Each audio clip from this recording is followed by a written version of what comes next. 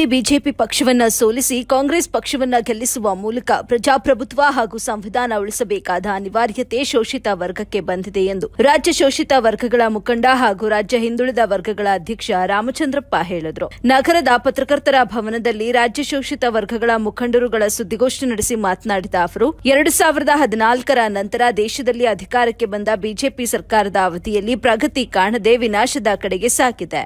ನಿರುದ್ಯೋಗ, ಜನಾಂಗೀಯ ದ್ವೇಷ, ಶಿಕ್ಷಣ ಸಂಸ್ಥೆಗಳ ನಾಶ, ಸರ್ಕಾರಿ ಕಂಪನಿಗಳ ಖಾಸಗೀಕರಣ ಹಾಗೂ ಮಾರಾಟ ಮಾಡಲಾಗಿದೆ.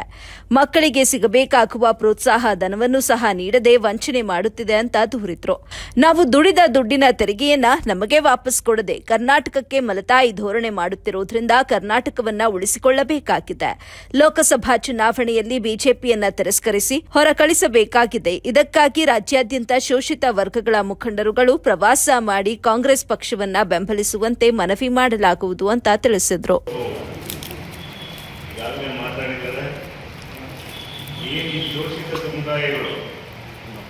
ಶೋಷಿತ ಸಮುದಾಯಗಳಿಗೆ ರಕ್ಷಣೆಯಾಗಿ ಸಂವಿಧಾನ ಇದೆ.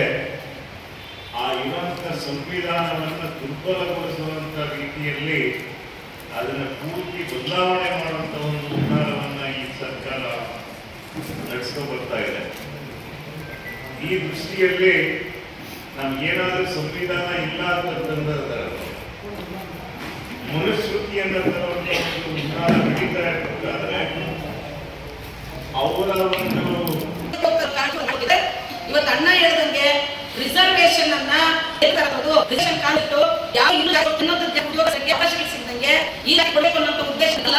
ರಿಸರ್ವೇಶನ್ ಬಂದಂತವ್ರೆ ಇವತ್ತು ತುಳಿತಕ್ಕೊಳಗಾದಂತ, ಅನ್ಯಾಯಕ್ಕೊಳಗಾದಂತ, ಶತಮಾನಗಳಿಂದ ಕೂಡ ಪ್ರಾಣಿಗಳಿಗಿಂತೂ ಕೀಳುವಾಗಿ ನೋಡ್ತಿದ್ದಂತ ಮನುಷ್ಯರನ್ನ ನೋಡ್ತಾ ಇದ್ದಂತ ಸಂದರ್ಭದಲ್ಲಿ ಅವರು ಕೂಡ ಎಲ್ಲಾ ರೀತಿಯಲ್ಲೂ ಕೂಡ ಅಧಿಕಾರಕ್ಕೆ ಬರಬೇಕು ಅಂತ ಬಿಟ್ಟಂತವ್ರು. ಆದ್ರೆ ಇವತ್ತು ಒಲಿಯರ್ಕ, ಮಾಲಿರ್ಕ, ಒಟ್ಟರ್ಕ ಅಥವಾ